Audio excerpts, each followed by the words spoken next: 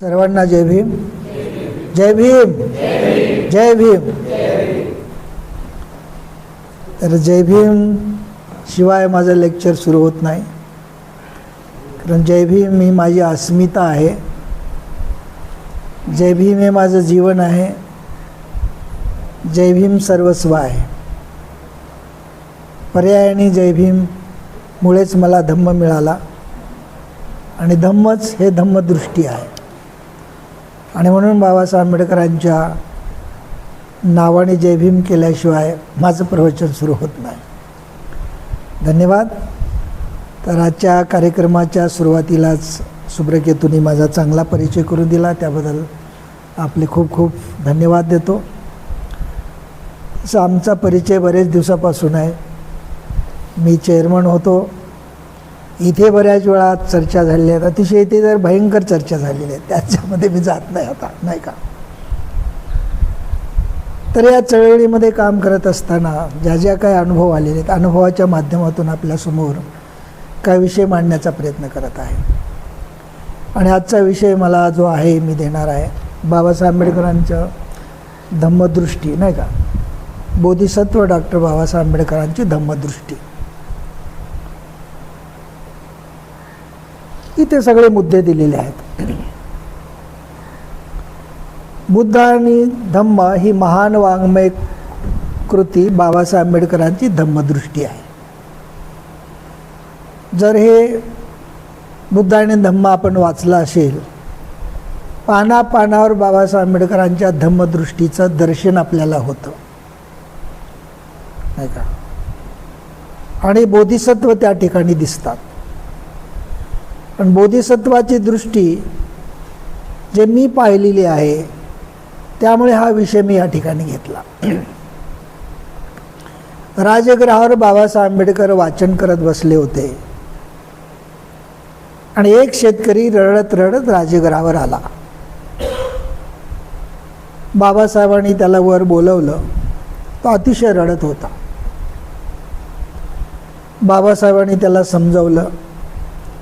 स्वतःच्या हाताने स्वयंपाक करून त्याला जीव घातलं आणि तो शेतकरी हसत हसत निघून गेला. हे बघितल्याबरोबर मी रडायला लागलो. हा संदर्भ खैरमोडेच्या पुस्तकामध्ये आहे.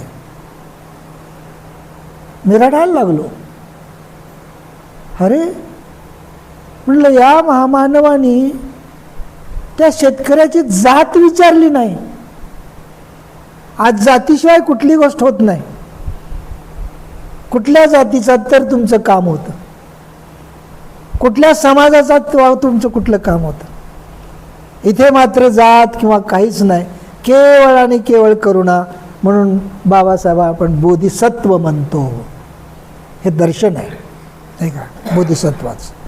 पानापानावर बाबासाहेब आंबेडकरांचं वाचन करायला लागल्यानंतर या सगळ्या गोष्टी तुम्हाला दिसतात, लक्षात घ्या. म्हणून बाबासाहेब आंबेडकरांच्या आपण जेव्हा बुद्ध आणि धम्म वाचतो, ते महान वाङ्मय कृती ही धम्मदृष्टी आहे.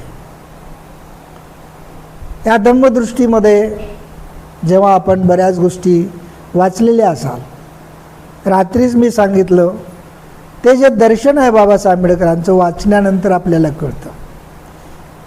धम्म हा सामाजिक असल्यामुळे सामाजिक जी दृष्टी आहे बाबासाहेब आंबेडकरांची, त्यामध्ये तुम्हाला पाहायला मिळते. कारण बाबासाहेब आंबेडकरांनी आपल्या बुद्ध आणि धम्मामध्ये लिहिलेलं आहे, सिद्धार्थाचा ग्रहत्याग. हे 4 गोष्टी त्यात व्यक्त केलेल्या आहेत बाबासाहेब आंबेडकरांनी. की बाहेर फिरायला गेल्यानंतर त्यांना म्हातारा दिसला, त्यांना तो संन्यासी दिसला, त्यांना तो मेलेलं प्रेत दिसलं.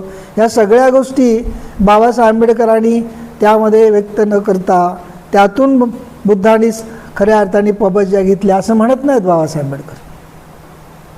तर काय म्हणतात, रोहिणी नदीच्या पाण्याच्या भांडणावरून सिद्धार्थाने ग्रहत्याग केला. हा सामाजिक आशय आहे, फार महत्त्वाचा आहे. आणि म्हणून धम्म हा सामाजिक आहे. आणि बाबासाहेब आंबेडकरांनी सामाजिक दृष्टी ठेवून सिद्धार्थांनी खऱ्या अर्थाने त्या ठिकाणी रोहिणी नदीच्या पाण्यावरून काय केलं, गृहत्याग केला, भांडणे होऊ नये म्हणून, हिंसा होऊ नये म्हणून. हा आता दार्शनिक अर्थाने आणखी एक महत्त्वाचा प्रश्न आहे. तिथे दर्शन आहे कशाचं? पाण्यावर भांडणं होता कामा नये. पाणी पूर्ण अर्थाने, आवाज येतोय? हां, जवळ घेऊ. ओके. पाणी वसुंधरा म्हणजे पृथ्वीला हिरवगार करतं, फळं पानं वृक्ष याची निर्मिती करतं. त्यामुळे पाण्यामुळे भांडणे होता कामा नये. पण पाण्यामुळे भांडणे का झाली? फार सुंदर विश्लेषण त्यामध्ये आहे. ते आहे, पाणी प्रथम कोण घ्यायचं? शाक्य आणि कोल्ह्यामध्ये भांडणं झालं. प्रथम मी केलं, मला घ्यायचं आहे, मी करायचं आहे. हे जे दर्शन आहे आध्यात्मिक जीवनाचं, नाही का, मानवी जीवनाला कुठे नष्ट करणारी प्रक्रिया आहे. लक्षामध्ये हे होता कामा नये. सिद्धार्थाने सांगितलं हे करू नका, पण नाही. प्रथम पाणी कोण घ्यायचं? कोल्हे आहे की शाक्यनी घ्यायचं? हे जे दर्शन आहे जेव्हा आपण वाचतो, नाही का, फार महत्त्वाचं आहे. आणि म्हणून या सामाजिक दर्शनाचा मुद्दा बनते संरक्षित ही आपल्या पुस्तकामध्ये म्हणतात, the conversion of doctor Babasaheb Ambedkar open my eyes because it has the social dimension. Babasaheb आंबेडकरांच्या धर्मांतराने माझे डोळे उघडले, कारण बाबासाहेब आंबेडकरांचं धर्मांतर एक सामाजिक आशय आहे. त्यामध्ये किती सुंदर आहे, समाजाचा आशय आहे. आणि म्हणून समाजाच्या उत्थानासाठी त्रैलोक्य बौद्ध महासंघाच्या चळवळीची निर्मिती करत आहे मी. हा फार महत्त्वाचा मुद्दा आहे. म्हणून बाबासाहेब आंबेडकरांचं वाङ्मय, बाबासाहेब आंबेडकरांची दृष्टी हे पानापानावर बुद्ध आणि धम्मामध्ये तुम्हाला दिसेल. रात्री मी सांगितलं की जे पहिलं प्रकरण आहे सिद्धार्थाच्या जीवनाचं सगळं, नाही का, त्यांच्या वडिलांचं, सिद्धोधनांचं, त्यांच्या लग्नांचं सगळं सगळं सगळं त्या ठिकाणी दिलेलं आहे. आणि याचा अर्थ असा आहे की त्याच्या मागचा दृष्टिकोन की जाग्राफिकल हिस्ट्री आहे, इतिहास आहे जाग्राफिकलचा, नाही का, भूगोलाचा इतिहास आहे की या ठिकाणी हे जन्मले, या ठिकाणी होऊन गेलेले आहे, ते खोटं नाही. अन्यथा खोटं असेल, ज्याला इतिहासच नसतो तो खोटं अतिक्रमण करून हे माझं म्हणतो. ते होऊ नये भविष्यामध्ये. सिद्धार्थ जन्माला आला, त्याने बुद्धत्वाची प्राप्ती केली आणि हे सगळं राज्य या ठिकाणी सगळं होतं हे सांगून भविष्य काळामध्ये कुठल्याही प्रकारचा बौद्ध धर्माबद्दलचा कुठलाही संकोच असता कामा नये म्हणून हे हिस्टॉरिकल भौगोलिक हिस्ट्री बाबासाहेब आंबेडकरांनी पहिल्या प्रकरणात लिहिली. हे आहे दृष्टिकोन. भविष्यामध्ये कुणालाही गोंधळ होता कामा नये, नाही का. म्हणून बाबासाहेब आंबेडकरांची बुद्ध आणि धम्मा ही महान वाङ्मय कृती बाबासाहेब आंबेडकरांचं धम्मदृष्टी आहे. धम्म आणि धर्म या संकल्पना कधी स्थिर नाहीत. धर्म ही संकल्पना कधी स्थिर नाही. बाबासाहेब आंबेडकरांनी वेगवेगळ्या रीतीने त्याची मांडणी केलेली आहे. तर हे नाही का हे नाही आहे का? नाही, ते नाही. ठीक आहे, असू द्या.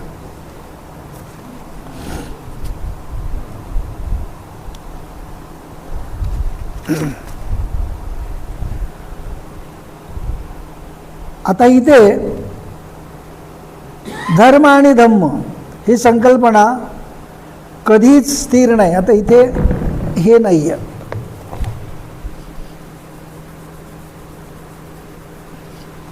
धर्म न संकल्पना कधी स्थिर नाही आहे. धम्म संकल्पना स्थिर आहे, धर्म नाही आहे.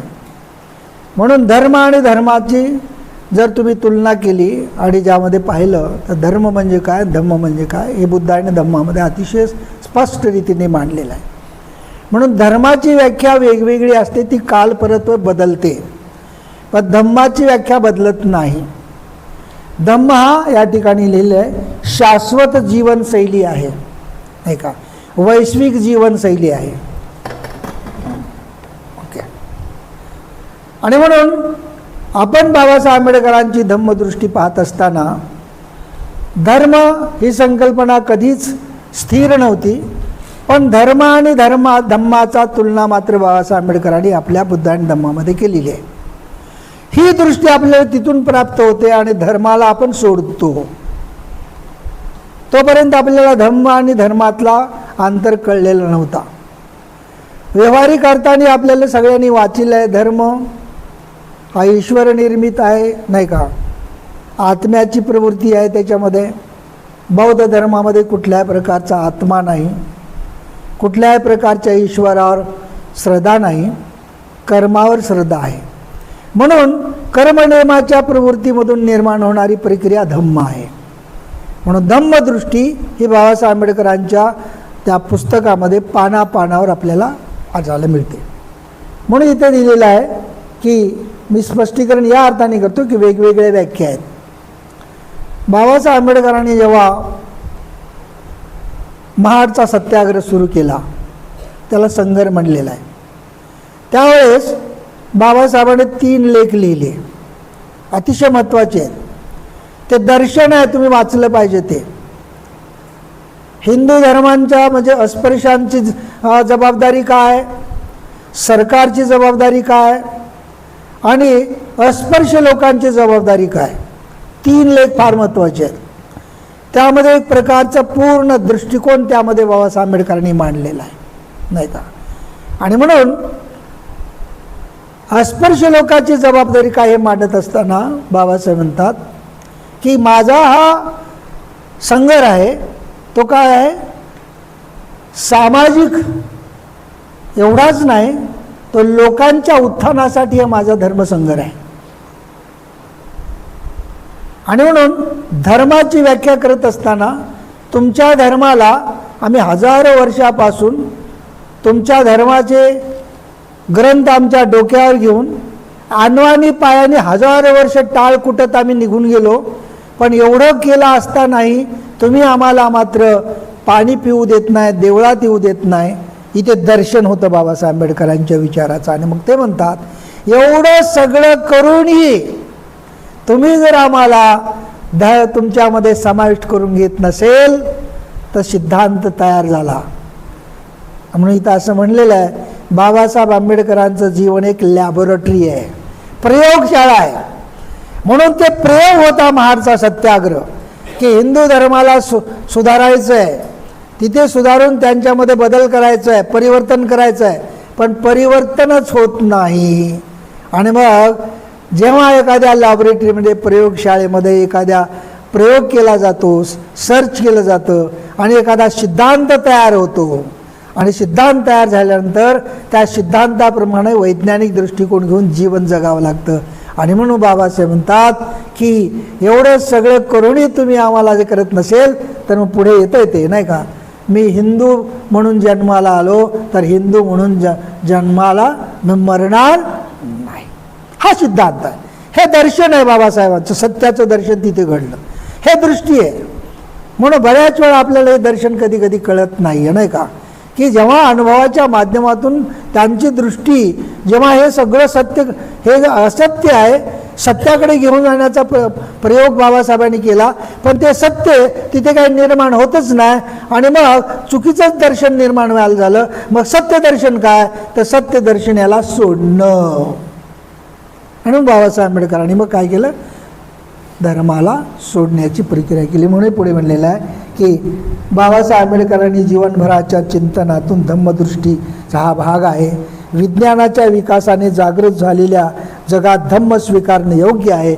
म्हणून बाबासाहेब आंबेडकरांनी या विज्ञानाच्या योगाचा दृष्टिकोन घेऊन धर्माला सोडलं आणि धम्माचा स्वीकार केला. म्हणून अगोदर धर्माचा अभ्यास केला आणि मग धम्माचा स्वीकार केला. मग धर्म म्हणजे काय, सगळ्या गोष्टीमध्ये जाणार नाही, तुम्ही वाचलेले असाल. दोन्ही गोष्टी जोपर्यंत तुम्हाला कळत नाहीत, जवळजवळ बाबासाहेब 1908 ते जवळजवळ 1956पर्यंत धर्माचा अभ्यास करत होते, धर्म आणि धर्माचा. आणि मग धर्मांतर त्यांनी केलं. म्हणून आपण बाबासाहेब आंबेडकरांचा दृष्टिकोन पाहत असताना धर्म आणि धम्म मधला फरक आपण समजून घेतला पाहिजे. धम्म हा सामाजिक आहे, धर्म आपला आविष्कार आहे, नाही का. धर्म आपल्याच आत्म्याचा आविष्कार आहे, तिथे लिहिलं आत्म्याचा आहे तो. आणि धम्मामध्ये आत्मा नाही आहे, धर्मामध्ये आत्मा आहे. धम्म विद्येची सुस्पष्टता आणि अविद्येची दुष्टता सांगतो. धम्म विद्येची काय सांगतो? सुस्पष्टता. विद्या जर शिकलात तर तुम्ही काय व्हाल? वाघासारखे गुरगुरायला लागाल. हे दर्शन बाबासाहेबाला झालं बघा. विद्या शिकल्याबरोबर तुम्ही गुरगुरायला लागाल, हे दर्शन झालं, हे दृष्टी आहे. नाही म्हणून तुम्ही काय करा? शिका. हे नावा तयार झाला. शिका फार महत्वाचं आहे. जोपर्यंत दृष्टी होत नाही तोपर्यंत दर्शन होत नाही, नाही का. दृष्टी झाली शिकण्याची आणि दर्शन झालं शिकल्यामुळे आपण मोठं होऊ शकतो. म्हणून बाबासाहेबांनी सांगितलं शिका. तर शिकण्याचा अर्थ फार महत्त्वाचा आहे. कारण शिका ह्या शब्दामध्ये एवढा अर्थ लपलेला आहे. शिका याचा अर्थ जर पाहिला बनते संरक्षण याचा अर्थ दिलेला आहे. जॉन्सन डिक्शनरीमध्ये त्याचा अर्थ आहे.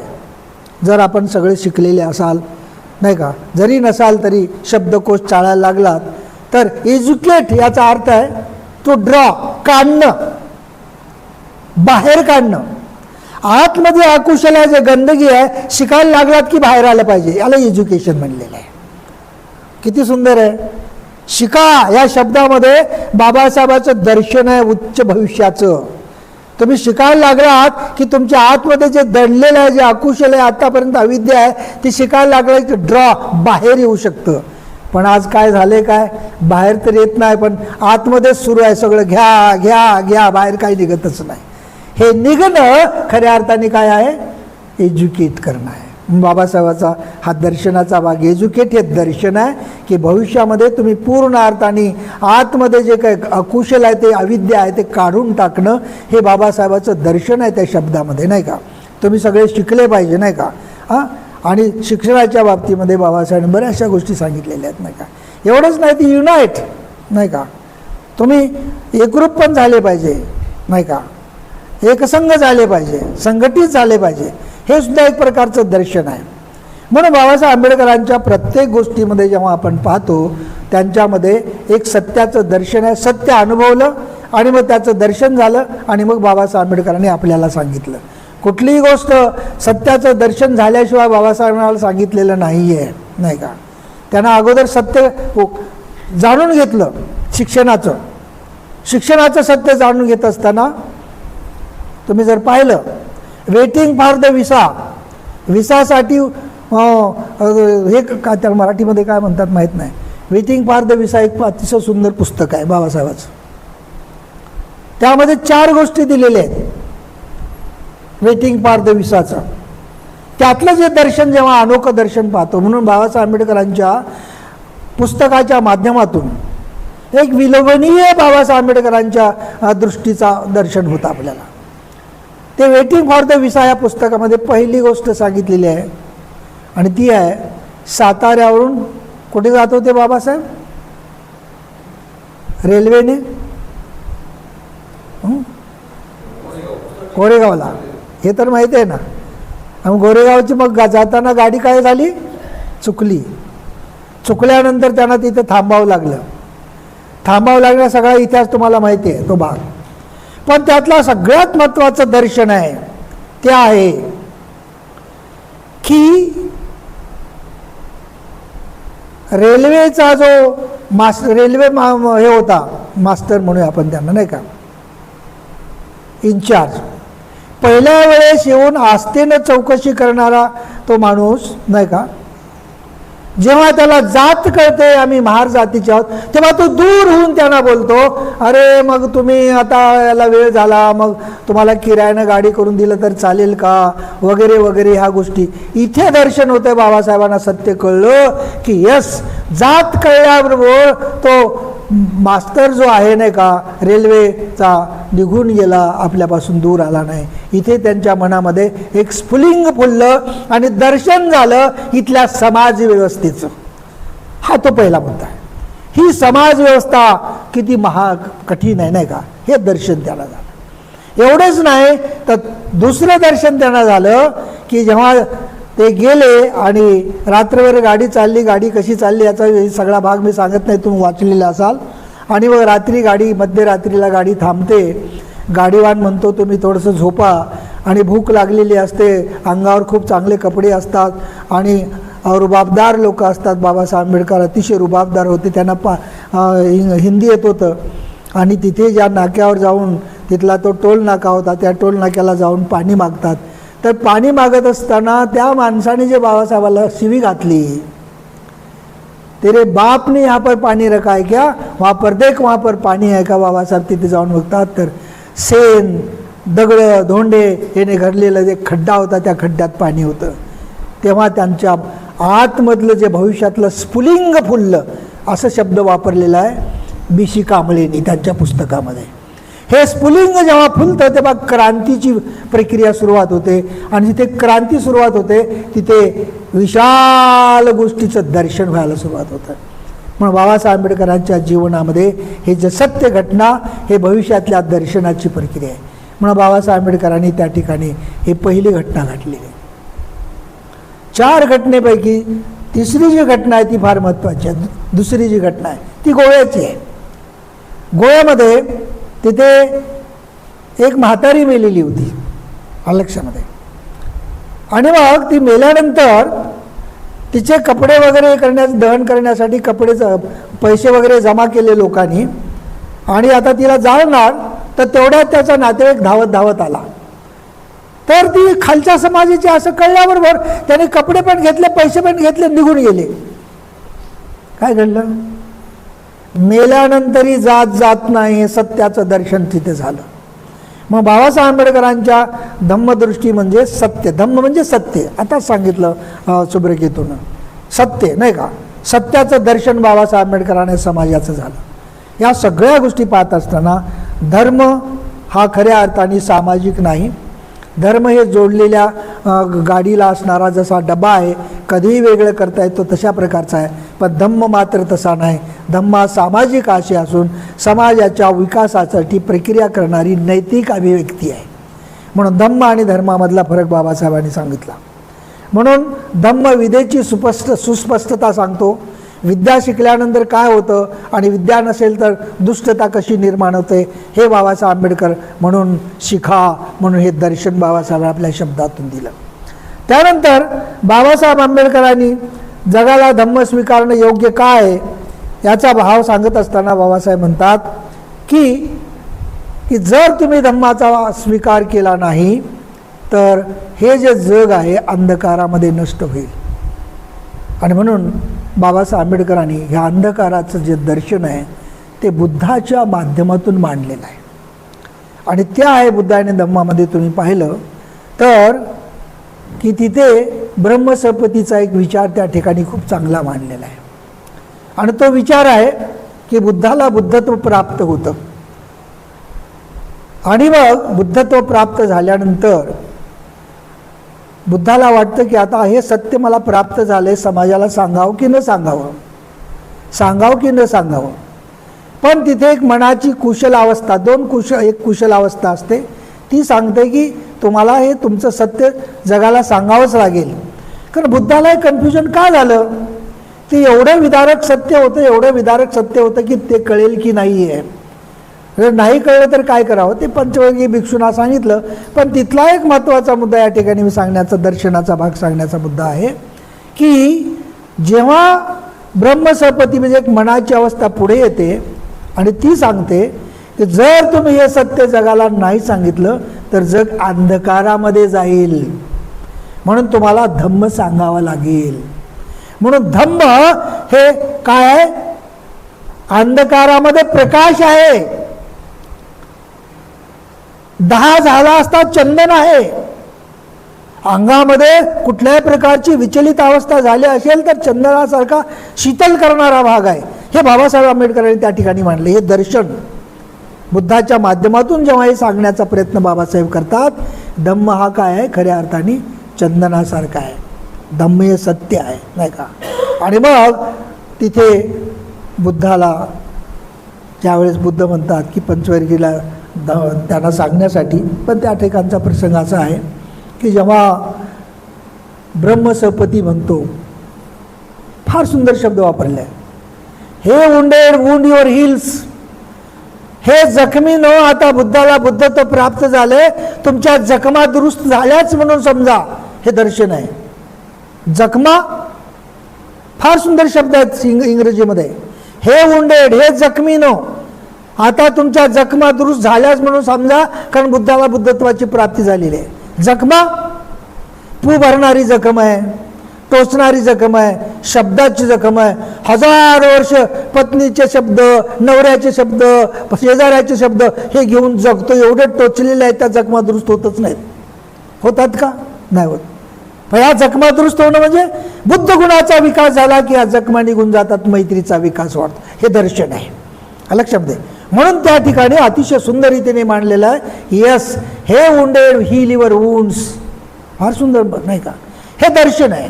आणि म्हणून बाबासाहेब सुद्धा म्हणतात की तुम्ही जर सुखाचा संसार करायचा असेल तर धर्मांतर करा. किती सुंदर आहे ना? मग झालाय का आमचा सुखाचा संसार? आता आपल्याला आपल्या वर्गामध्ये चर्चा करायची आहे नाही का? सुखाचा संसार म्हणजे होणं काय? माणूस हा सवयीचा आहे. माणूस हा सवयीचा आहे. सवयी आणि व्यसनमध्ये फरक केला पाहिजे. दूध पिण्याची सवय आहे, व्यसन नाही. दारू पिण्याचं व्यसन आहे. मग तुम्हाला कुठली सवय आणि कुठली व्यसन आहे या दोन्हीचा फरक कळला की माणसाच्या सवयी बदलतात. आणि हे सवयी बदलणं धम्माचं काम आहे. म्हणून हे दर्शन जेव्हा धम्माच्या माध्यमातून होतं तेव्हा खऱ्या अर्थाने तुमच्या स्वभावामध्ये बदल होतो. आणि म्हणून धम्म म्हणजे काय आहे? खऱ्या अर्थाने 10 झाला असताना चंदन आहे नाही का? म्हणून तिथे म्हणतात हे जखमीनं तुमच्या जखमा बऱ्या झाल्या म्हणून समजा. दुसरा भाग म्हणतात हे ताणेल्यानो तुमची ताण भागलीच म्हणून समजा. आता हे किती सुंदर आहे. ताण, सत्याची ताण अजून भागलेली नाही. देवाने ईश्वराने हे सगळं निर्माण केलं, सृष्टी निर्माण केली, सगळं सगळं सगळं थोटांड आहे. म्हणून बाबासाहेब म्हणतात की सृष्टीची निर्मिती हे ईश्वराचा भाग नाही तर ते विज्ञानाचा विषय आहे. तेव्हा हे देवाचा किंवा सृष्टीचा किंवा आपण म्हणूया की कुठल्याही ईश्वरकर्त्याचा निर्माचा भाग नाही, ते विज्ञानाचा भाग आहे. हे सत्य दर्शन जेव्हा बाबासाहेब आंबेडकर आपल्याला सांगतात तेव्हा त्या गोष्टी आपल्याला पाहणं अतिशय महत्त्वाचं आहे. म्हणून बाबासाहेब आंबेडकरांच्या पुस्तकामध्ये जेव्हा आपण पाहतो तेव्हा बुद्ध आणि धम्मा हे त्यांच्या कृती हे महान दर्शन आहे. प्रत्येक पानापानावर बाबासाहेब आंबेडकरांच्या गोष्टीचं दर्शन तुम्हाला देते. म्हणून ही महान साहित्य कृती पीपल्स एज्युकेशन सोसायटीने 1957ला प्रसिद्ध केली. हे तुमच्या लक्षात आहे की नाही माहीत नाही. पहिली आवृत्ती नाही का? आणि ती 8 खंडामध्ये तिचं संस्करण झालेलं आहे. आणि त्या 8 खंडामध्ये संस्करण जर तुम्ही वाचलात पूर्ण अर्थाने नाही का, तर शेवटचं जे संस्करण आहे पूर्ण अर्थाने पाहिलं तर बुद्धाचं सौंदर्य त्या ठिकाणी वर्णन केलेले बाबासाहेब आंबेडकरांनी. आणि ही जी सुंदरता आहे ती मनाची सुंदरता आणि ते मनाचं दर्शन बाबासाहेब आंबेडकरांनी त्या ठिकाणी मांडलेलं आहे. म्हणून बाबासाहेब आंबेडकरांच्या बुद्ध आणि धम्माच्या मध्ये म्हणून मी सुरुवातीलाच म्हटलं की बाबासाहेबांची महान कलाकृती काय आहे? एक पूर्ण अर्थाने बाबासाहेब आंबेडकरांच्या जीवनाचं दर्शन आहे नाही का? सत्याचं धम्माचं दर्शन आहे. म्हणून या 8 खंडामध्ये संस्करण आहे. म्हणून त्यामध्ये लिहिलेलं आहे दृष्टी म्हणजे काय? दृष्टी म्हणजे एखाद्या गोष्टीला पाहणं. एखाद्या गोष्टीला पाहिल्याबरोबर जेव्हा वाईटही दर्शन होतं चांगलंही दर्शन होतं. बघा दोन्ही गोष्टी आहेत. दृष्टी म्हणजे पाहणं. पाहिल्याबरोबर 2 गोष्टी निर्माण होतात, चांगली आणि वाईट. मग बाबासाहेब आंबेडकरांनी पाहिलं, दृष्टी बाबासाहेब धम्माकडे पाहिलं, पाहिल्याबरोबर बाबासाहेब आंबेडकर कशाचं दर्शन झालं? सत्याचं दर्शन झालं. लक्षामध्ये कुठल्याही प्रकारचं त्यात वाईट दिसलेलं नाही. अनेक ग्रंथ चालले, पूर्ण सर्व धर्माचा अभ्यास केला आणि बौद्ध धर्म सत्य धर्म त्यांना कळला नाही का? हे धर्मांतर करण्याच्या अगोदर किंवा धर्मांतर केल्याबरोबर बाबासाहेब आंबेडकरांनी कोकणामध्ये तुम्हाला माहिती असेल तर्कतीर्थ लक्ष्मण शास्त्री जोशी अतिशय महान असे विद्वानग्रस्त आहेत. महान विद्वान आहेत.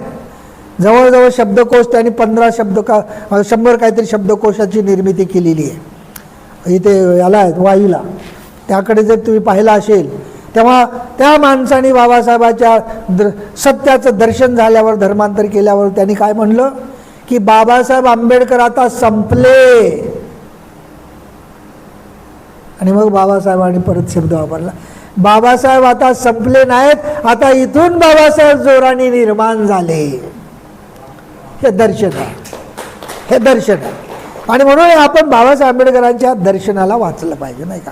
फार मोठं दर्शन आहे. आणि म्हणून दृष्टी पाहणं, त्यातून मग सत्य काय व असत्य काय हे बाबासाहेबांनी पाहिलं. 1908 पासून बाबासाहेब आंबेडकरांच्या जीवनाला सुरुवात होते. जेव्हा सिद्धार्थाच्या जीवनावरचं पुस्तक केळुसकर गुरुजी देतात, ते पण दर्शनच आहे. काय दर्शन आहे? त्याचं दर्शन भंतेनं फार सुंदर शब्दात मांडले. काय मांडले? तुम्ही वाचलं पाहिजे. आपण बौद्ध भंतेचे आपण अनुयायी आहोत. काय मांडले भंतेने? डॉक्टर आंबेडकरांच्या धम्मामध्ये त्यामध्ये मांडलेलं आहे की सिद्धार्थाच्या जीवनावरचं हे पुस्तक बाबासाहेब आंबेडकरांच्या जीवनाचं धर्म अलंकार बनलं. हा शब्द आहे, तो शब्द कोरून ठेवा. धर्म अलंकार बनलं. धर्माचा अलंकार जो लिहतो, नाही का, पेनतो, तो सत्यच असतो. म्हणून बाबासाहेब आंबेडकरांनी तेव्हापासून तो धर्म अलंकार घातला आणि 1956ला त्या पुस्तकाचं बीज रूपाने धम्माची क्रांती झाली. 1956ला हे दर्शन आहे. 56ला धर्मांतर हे दर्शन आहे. त्यांच्या बीज रूपाचं ते सत्य त्यांनी त्या ठिकाणी पाहिलं, नाही का? आणि मग अशा खोल अर्थाने जेव्हा बाबासाहेब आंबेडकरांच्या जीवनाकडे पाहतो, तेव्हा हे दर्शन आपल्याला वाचताना होतंय काय मग, नाही का? जेव्हा आपण वाचतो बऱ्याच गोष्टी, ते दर्शन आपल्याला होतंय का ते पाहणं महत्त्वाचं आहे. मग ते दर्शन पाहण्यासाठी तिथे एक 8 नंबरची पॉईंट आहे, तो आहे व्यवहारी जीवनाच्या पलीकडे गेल्याशिवाय सत्याचं दर्शन होत नाही. व्यवहारी जीवन म्हणजे काय? व्यवहारातलं जीवन, हा माझा, हा तुझा, हे माझं, हे नातेवाईक, हे मी आहे, हे तू आहे, हे मी केलं, मी हे असं केलं, माझ्यामुळे झालं, मीच केलो, मी नसेल तर तुम्ही कसे राहाल, जगूच शकणार नाही, मी घर बांधल्यामुळे तुम्ही जगता, मी जर निघून गेलो तर तुम्ही कसे राहाल, हे सगळं मी मी मी मी मी, नाही का? हे मी व्यवहारी जग आहे. मग या व्यवहारी जगाच्या वर जोपर्यंत तुम्ही उठत नाही, तोपर्यंत खऱ्या अर्थाने तुम्हाला सत्याचं दर्शन होत नाही. मग बाबासाहेब आंबेडकर या व्यवहारी जगाच्या वर उठले होते. काय किती महान आहे. यस, व्यवहारी जगाच्या वर उठले होते. न्यायाधीशाची नोकरी आलेली होती, गव्हर्नरपदी त्यांची नेमणूक होण्याची शक्यता होती. हे व्यवहारी जग आहे, जगण्याचं, भौतिक जगण्याचं. या सगळ्या भौतिक जगाच्या, व्यवहारी जगाच्या वर उठून मग बाबासाहेबांनी काय केलं? त्यांना दर्शन झालं अनेक वेळा. कुठलं दर्शन झालं? फार महत्वाचं दर्शन झालं. पहिलंच दर्शन जेव्हा साताऱ्यावरून कोरेगावला जात होते की त्या गाडीवानाला पैसे देण्याचं कबूल केलं, तरी गाडीवान गाडी हाकलत नव्हता. मग त्यांच्या लक्षात आलं की हे समाज व्यवस्था पैसे देऊनही आम्हाला काय करत नाही, पैसाच महत्वाचा नाही. हे दर्शन झालं. नंतर बाबासाहेबांना दर्शन झालं शिक्षणच महत्वाचं नाही, कारण बडोद्याला एवढं शिक्षण घेऊन सुद्धा मला घर मिळालं नाही, मला हाकलून लावण्यात आलं. तेव्हा पैसा आणि शिक्षण सुद्धा एवढंच महत्वाचं नाही, तर सत्याचं दर्शन झालं. याला बदलून मग मला काय करावं लागेल? धर्मांतर करावं लागेल. हे सत्याचं दर्शन आहे, हे दृष्टी आहे. सत्य दृष्टी बाबासाहेबांची त्या ठिकाणी कळली. आणि म्हणून व्यवहारी जगाच्या वर गेल्याशिवाय तुम्हाला सत्याचं दर्शन होणार नाही. व्यवहार आपले कुठले कुठले आहेत? बरेचसे व्यवहार आहेत, नाही का? हां, नेहमीच मी म्हणत असतो की बऱ्याच वेळा व्यवहारामध्ये आपण अडकलेले असतो, नाही का? आणि तुम्ही व्यवहारी जगामध्ये तुम्ही तुमच्या मुलांमध्ये सुद्धा, मी बाप, नाही का, जेव्हा तुमचा मुलगा 18 वर्षाचा होतो तेव्हा खऱ्या अर्थाने त्याला मित्र म्हणून त्याला ट्रीट केलं पाहिजे. त्याच्या खांद्यावर हात टाकून तुम्ही त्याला घेऊन केलं पाहिजे. त्याच्याबरोबर तुम्ही डायलॉग केला पाहिजे. आपण हे करत नाही का? व्यवहारी जगामध्ये मुलगा हा 80 वर्षाचा झाला तरी तो तुमचा मुलगाच आहे. हे व्यवहारी जग आहे. हे त्या लक्षामध्ये क्लिअर होत आहे. मग व्यवहारी जगाच्या वर उठल्याशिवाय तुम्हाला सत्याचं दर्शन होणार नाही. आता सत्याचं दर्शन बऱ्याच वेळा मी कधी कधी म्हणतो, माझी नात आहे, मी बाहेरून आलो की ते टी व्ही लावलेला असतो काय, मी म्हणालो त्यांना हे जरा बंद करा. मग ती एक दिवशी म्हणाल तुम्ही म्हणता म्हणून आम्ही बंद करायचं का? मी खूपच बसलो नाही का. आता इथे प्रत्येक माणूस हा व्यक्ती आहे नाही का, त्याला वाटतं की मला बघावं, पण माझा तो सांगण्याचा विषय वेगळाच होता, टोनिंग पण वेगळा असेल ना. मग तुम्ही सांगता म्हणून आम्ही बंद करायचं का? अरे मी गप्पच बसलो नाही का. बघा इथे जो व्यवहारिक जग आहे, व्यवहारिक जगामध्ये मी काय म्हटलं, ती नात आहे आणि मी मोठा आहे, मी सांगितल्याबरोबर ऐकतील पण ऐकले नाही.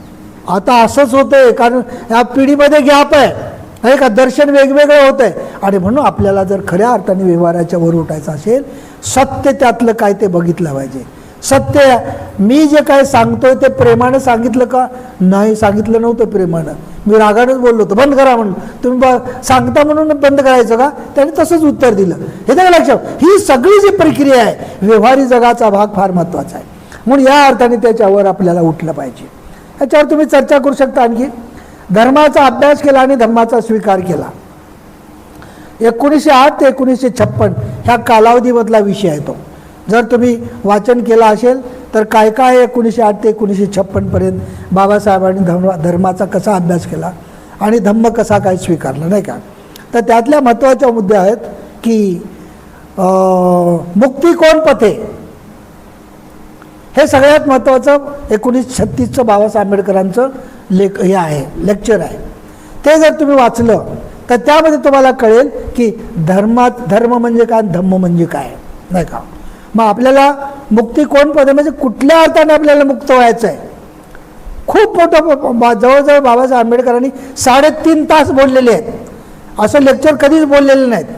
तर ते मुक्ती कोण पते जर तुम्ही पुस्तक वाचलं, म्हणजे त्यांचं लेक्चर वाचलं, तर सत्याचं दर्शन त्या ठिकाणी तुम्हाला झाल्याशिवाय होणार नाही. आणि म्हणून धम्माचा स्वीकार का केला बाबासाहेबांनी त्या ठिकाणी सांगितलेलं आहे. बाबासाहेब म्हणतात की तुम्हाला गुलाम म्हणून राहायचं आहे की माणूस म्हणून राहायचं आहे, तुम्ही स्वतंत्र आहात का. एवढंच नाही तर बाबासाहेब म्हणतात माझं धर्मांतर मुख्यत्वे आध्यात्मिक आहे. पहिलं तर ते म्हणतात धर्मांतर म्हणजे पोरखेळ नाही म्हणतात. धर्मांतर म्हणजे चाइल्ड प्ले म्हणजे लहान मुलाचा खेळ नाही आहे. आता हे जे सत्य शब्दामध्ये जे सत्य व्यक्त केले बाबासाहेबांनी, त्यातून एक दर्शन होतं, म्हणजे conversion not a child play. धर्मांतर हा लहान मुलाचा खेळ नाही. यामध्ये खूप मोठं दर्शन आहे. त्याच्याकडे जरा बघा. लहान मूल काय करतं, खेळणे आलं की खेळतं खेळतं मनोरंजन करतं आणि हे झालं की तोडून टाकतं.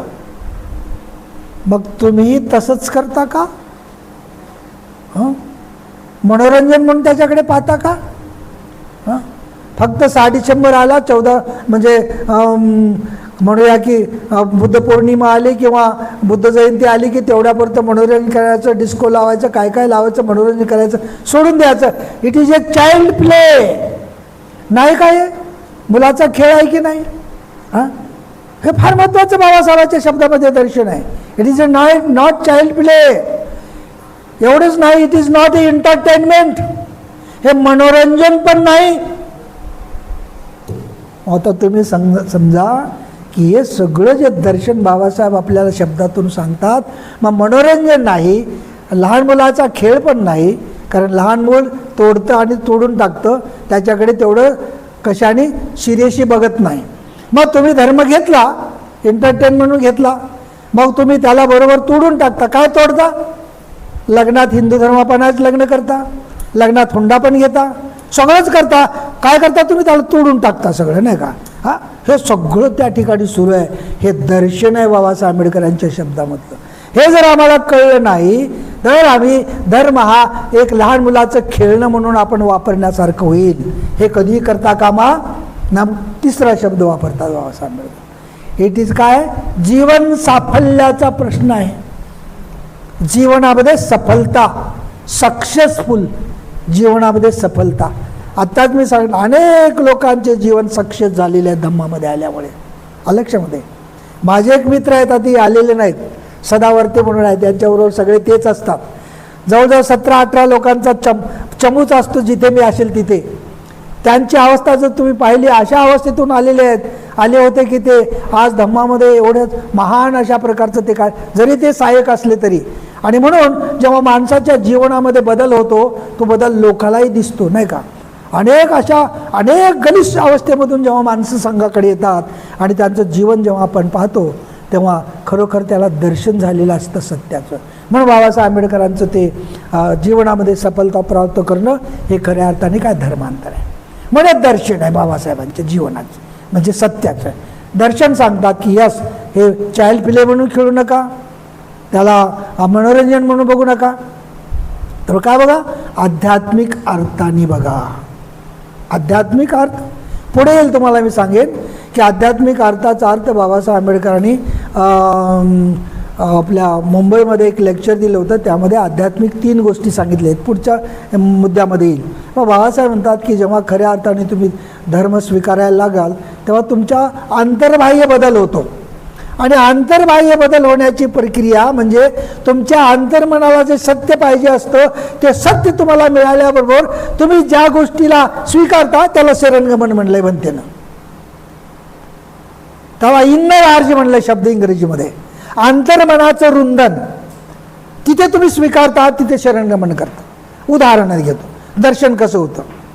1992ला डोंबिवलीमध्ये पूर्णाचं एक लेक्चर ठेवलं. इंग्लंडचे पूर्णा होते डोंबिवलीमध्ये. मी त्यावेळेस एका संस्थेमध्ये अध्यक्ष म्हणून काम करत होतो आणि मग त्यांचं लेक्चर ठेवलं.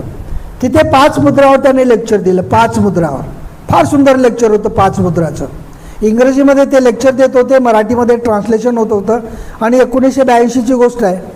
आणि मी म्हणलं अरे हेच तर मला हवं आहे, हे कुठे मी बघतोय. आणि तिथून माझ्यामध्ये बदल झाला आणि 1992 पासून मी संघाकडे आलो. तिथून माझ्यामध्ये पूर्ण बदल झाला आणि मी शाकाहारी झालो. तिथून माझ्यामध्ये एवढा बदल झाला की मी पूर्ण, तुम्हाला लक्षात यायचं, चेन स्मोकर होतो, स्मोक करण्याचं बंद झालं. कम्प्लिटली बदललं. ट्रान्सफॉर्मेशन ऑफ माय लाईफ, याला शरणगमन म्हणतात. येतं का लक्षात. ही आर्ज आहे नाही का, हे दर्शन आहे. आणि म्हणून हे दर्शन जेव्हा व्हायला लागतं तेव्हा खऱ्या अर्थाने तुमच्यामध्ये बदल होतो नाही का. ही फार मोठी प्रक्रिया आहे. म्हणून बाबासाहेब आंबेडकरांनी म्हणलेलं आहे की तुमच्या जीवनामध्ये काय झालं पाहिजे, बदल झाला पाहिजे. आणि हे बदल करण्याची प्रक्रिया धम्म आहे. म्हणून बाबासाहेब आंबेडकरांच्या बुद्ध आणि धम्मामध्ये सत्याचं दर्शन एवढं महान, त्यांच्या लेक्चरमध्ये एवढं दर्शन महान बुद्ध धम्माचं बाबासाहेब आंबेडकरांनी दिलं, ते आपण वाचलं पाहिजे. आणि मग शेवटी हिंदू म्हणून जन्माला आलो पण हिंदू म्हणून मरणार नाही, येवले मुक्कामी 1935ला बाबासाहेबांनी लेक्चर दिलं. आता ते तुम्ही वाचलं पण असेल नाही का, त्याचा इतिहास तुम्ही वाचला पाहिजे. बाबासाहेब असं का म्हणाले, एवढंच वाचून चालणार नाही, एवढं बोलले म्हणून चालणार नाही. त्याच्या मागची पार्श्वभूमी जर तुम्हाला कळली नसेल तर तुम्हाला ते खऱ्या अर्थाने कळणार नाही. बाबासाहेब आंबेडकरांनी पूर्ण सत्याचे प्रयोग केले. सत्याचे म्हणजे कसं, मानवाला नैसर्गिक पाणी सगळ्यांना मिळालं पाहिजे, सत्य आहे म्हणून महाडचा सत्याग्रह केला. एक माणूस म्हणून आम्ही तुमच्या धर्माचे आहोत म्हणून काळारामचा सत्याग्रह केला. एवढंच नाही तर अमरावतीच्या अंबाबाईचा सत्याग्रह केला. एवढंच नाही तर पुण्याच्या याचा पार्वतीचा सत्याग्रह केला. हे सगळं करून सुद्धा तुम्ही आम्हाला स्वीकारत नाही. मानव म्हणून आपण सगळे एकच आहोत, पण तुम्ही मात्र आम्हाला स्वीकारत नाही. उलट तुम्ही मात्र आम्हाला काय करता, तुम्ही खालच्या जातीचे आहात असं म्हणल्याबरोबर बाबासाहेब आंबेडकरला सत्याचं दर्शन झालं. आणि बाबासाहेब आंबेडकर सत्याचं दर्शन म्हणतात की आम्ही तुमच्या महाडच्या पाणी प्यायला गेलो म्हणून तुम्ही आमच्या पाठी फोडू म्हणून तुम्ही आम्हाला अशा प्रकारच्या धमक्या देत असाल तर लक्षात ठेवा, आमची जात मेस नाही तर आमच्या पूर्वजांची रास सिंहाची आहे.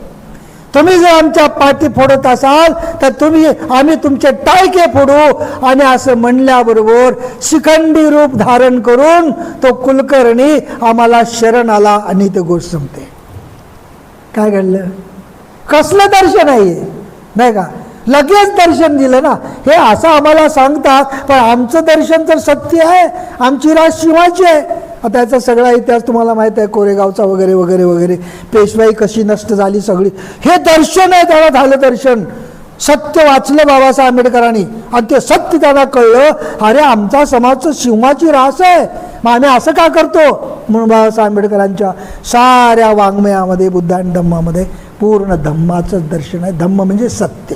आणि म्हणून या सत्याला घेऊन बाबासाहेब आंबेडकरांनी पूर्ण अर्थाने बौद्ध धर्माकडे वळण्याचा प्रयत्न. धम्म म्हणजे सत्य. आता याच्यावर खूप खल केलं आहे बाबासाहेब आंबेडकरांनी. 1947ला मुंबईमध्ये लेक्चर दिलं आहे. सत्य म्हणजे काय, असत्य म्हणजे काय, सत्याची व्याख्या काय, असत्याची व्याख्या काय, बौद्ध धर्म सत्यावर आधारित म्हणजे नेमकं काय. सत्यावर आधारित म्हणजे नीतिमत्तेवर आधारित. नीतिमत्ता म्हणजे काय, नीतिमत्ता म्हणजे दोन माणसातील उचित व्यवहार. उचित व्यवहार म्हणजे काय, येनं बीला 100 रुपये दिले 2 दिवसासाठी, बीनं 2 दिवसात दिलं नाही, तिसऱ्या दिवशी चोरी होते. म्हणून चोरी उचित व्यवहार जर तुमचा नसेल तर त्याला अनुचित व्यवहार म्हणतात. आणि जगाचा सगळा अनुचित व्यवहार चालल्यामुळे जगामध्ये हिंसा आहे, आणि हिंसा असल्यामुळे एक्सप्लॉयटेशन आहे, आणि म्हणून जग सुखी नाही. म्हणून धम्म हा नीतिमय असल्यामुळे दोन माणसातला उचित व्यवहार ही नीती आहे. मग आता आपल्याला पाहायचं आहे की हे दर्शन दोन माणसातला उचित व्यवहार आमच्यामध्ये आहे काय. पती पत्नीमध्ये उचित व्यवहार आहे. किंवा तुम्ही धम्ममित्र आहात, कल्याण मित्राला वचन दिलं की मी 12 वाजता येतो, प्रॉमिस केलं, 12 वाजता जाता की 2 वाजता जाता, उचित व्यवहार आहे. हां, तुम्ही लग्न लावता आणि प्रॉमिस करता की स्टँडर्ड बुद्ध ऑफ द या वर्षाप्रमाणे बरोबर 3:10 लग्न लागेल किंवा 11:10 लग्न लागेल, आणि तुमचं लग्न लागतं 3 वाजता. लागतं की नाही. कसला व्यवहार आहे. लिखित स्वरूपामध्ये देऊन तुम्ही तुमचे लग्न 11 वाजता न करता 3 वाजता करत असाल, अनुचित व्यवहार आहे. येते का लक्षामध्ये. आणि म्हणून धम्माचा उचित व्यवहार म्हणजे दर्शन आहे. म्हणून तुम्हाला उचित व्यवहार करायचा आहे, कुणी येवो अथवा न येवो.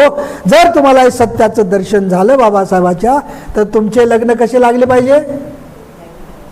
म्हणून लोक म्हणतात की या बौद्धांचे लग्न कधीच वेळेवर लागत नाहीत. लक्षामध्ये खरं आहे का. आता माझा एक अनुभव सांगतो आणि इथे संपवतो, नाही का, की मी लग्न लावत नाही कधीत कधी.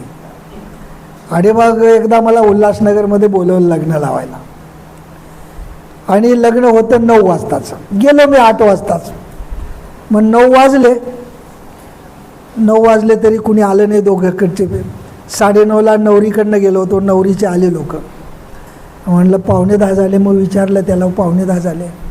हा येतील आता येत आहेत. मग 10 वाजले. अहो 10 वाजले, 9चं लग्न आहे. मग त्या नवऱ्याच्या भावाला विचारलं, अहो काय झालं.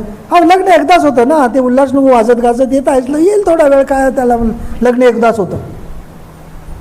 लग्न एकदाच होतं, वाजत गाजत येत आहेत. आता मग मी म्हटलं माईक घेतला. बंधू आणि भगिनींनो, बरेच लोक मी पाहिलं की 9 वाजता लग्न आहे म्हणून. मी 8ला आलो, अनेक लोक 8, 8:30ला आलेत, 9पर्यंत सगळे लोक आलेत. पण आताच अशी न्यूज मला कळली की वराच्या भावाने सांगितलं की नवरा वाजत गाजत उल्हासनगर येतोय, की 2 तास लागतील का 4 तास लागतील सांगता येत नाही, आणि मी चाललो धन्यवाद म्हणून माईक ठेवला. घडलेली घटना आहे. धावत आला की नवऱ्याच्या जावं, हा असं करू नका गुरुजी, असं न करू. आणि मी म्हणलं बघा, ह्या सगळ्या जे गोष्टी करताना नवरा धावत आला, 10 मिनिटात आला नाही तर मी चालणार, आला तो. म्हणलं तुमच्यामुळे बदनाम होतोय समाज. आणि हातामध्ये काय, खंजीर. पंचशिलेने मी लग्न लावणार, टाक ती खाली, जे काय ठेवला ते खूप झालं खाली टाकलं, टाका. ही जी सगळी प्रक्रिया आहे. म्हणून बौद्ध धर्म हा नीतिमान उचित व्यवहार आहे. तुमचे उचित व्यवहार पाहिजे. 2 माणसातला कॉन्ट्रॅक्ट आहे लक्षामध्ये, आणि कॉन्ट्रॅक्ट आहे, दुसरा कुठला नाही. जसं आपण कॉन्ट्रॅक्ट करतो की नाही, आणि त्याप्रमाणे तुमचा कॉन्ट्रॅक्ट 2 माणसातला पटला नाही तर तुम्ही डिवोर्स पण घेऊ शकता. म्हणून अतिशय महत्त्वाचा भाग आहे. म्हणून बौद्ध धर्म हा पोरखेळ नाही, हे दर्शन बाबासाहेब. म्हणून आपण धम्म हा भेद नसून समता आहे. धम्म हा भेद नसून काय, समता आहे. आता इथे दर्शन खूप आहे, शब्द नाही बंधन. तुमची पत्नी, तुमचे मुलं, तुम्ही भेद करता का. कुठे आहे समता. मी नेहमी सांगतो, माझा एक मित्र होता, त्याला एक मुलगी झाली, दुसरी मुलगी झाली, तिसरी मुलगी झाली, चौथी मुलगी झाली. मग त्याला म्हटलं अरे आता बंद कर ना. आई म्हणते की नाही हे पाहिजे. पाचवी मुलगी झाली, सहावी मुलगी झाली आणि गोष्ट संपली. काय घडलं? कुठे आहे सत्य? अंतर्मनामध्ये भेद आहे तुमच्या. मुलगी जन्माला येऊन मला पोषणार नाही, मुलगाच मला पोषेल, भेद आहे मनामध्ये. ह्या मनाला काढणं धम्म आहे. म्हणून इथे धम्म म्हणलेलं आहे. धम्म भेदाभेद नसून समता आहे. एवढा खोल दर्शन आहे बाबासाहेब आंबेडकरांनी ते सांगितलेलं आहे. आणि मी वरवर वाचतून सोडून देतो, व्यवहारामध्ये त्याचा अर्थ कळतच नाही आपल्याला. येतं का लक्षामध्ये? धम्म हा भेदाभेद नाही. भेदाभेद मनात आहे, वर नाही. ते भेदाभेद जोपर्यंत तुमच्यामधून जात नाही तोपर्यंत तुम्हाला कुठल्याही प्रकारचा आचरणाचा अधिकार